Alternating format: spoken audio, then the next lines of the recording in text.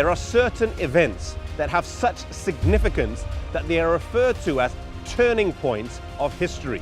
The life of Martin Luther would have such significance that it deserves to be thus classified. But sometimes big things come in small packages, and sometimes major world events have humble beginnings. On the 10th of November, 1483, in the little town of Eisleben, Saxony, Germany, Martin Luther was born here in this house.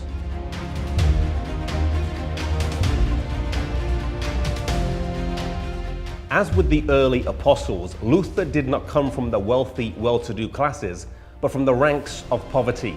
Here in his home, we can see evidence of his family's humble beginnings. They were poor, but honest, industrious, and never dreamt that their son would grow up to become a famous figure in the history of the world. His father was a miner, working long hours to provide the means for Luther's education, hoping that he would one day become a lawyer. In spite of his father's hard work, the family was so poor that Luther would sometimes have to sing from door to door on the way to school in order to obtain food.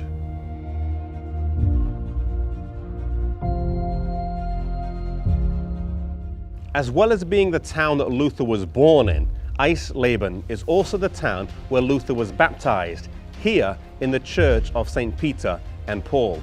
It's also the town where he preached his last sermon in the church of St. Andrew.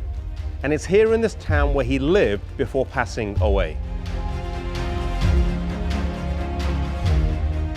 Martin Luther enrolled in the University at Erfurt, right here in the building behind me, and diligently applied himself to his study.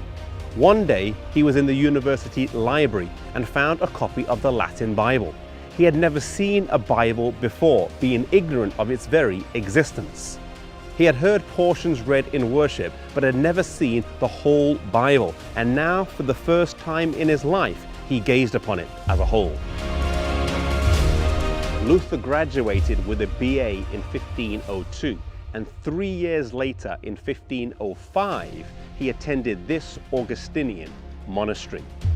His father was very disappointed in him, and this put strain on their relationship, and it was 2 years before father and son would be reconciled to each other again. It was an earnest desire to be free from sin and to find peace with God that led Luther to seek the monastic life. While here in the monastery, he would often spend time reading and studying God's Word. He had found a Bible chained to the convent wall, and it was to there that he would often spend time.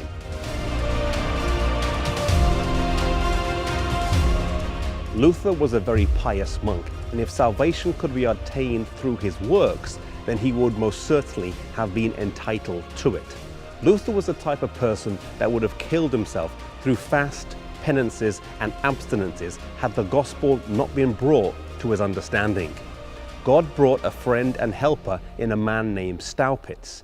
He was a professor of religion at the University of Wittenberg and was the vicar general of the monastic order to which Luther belonged.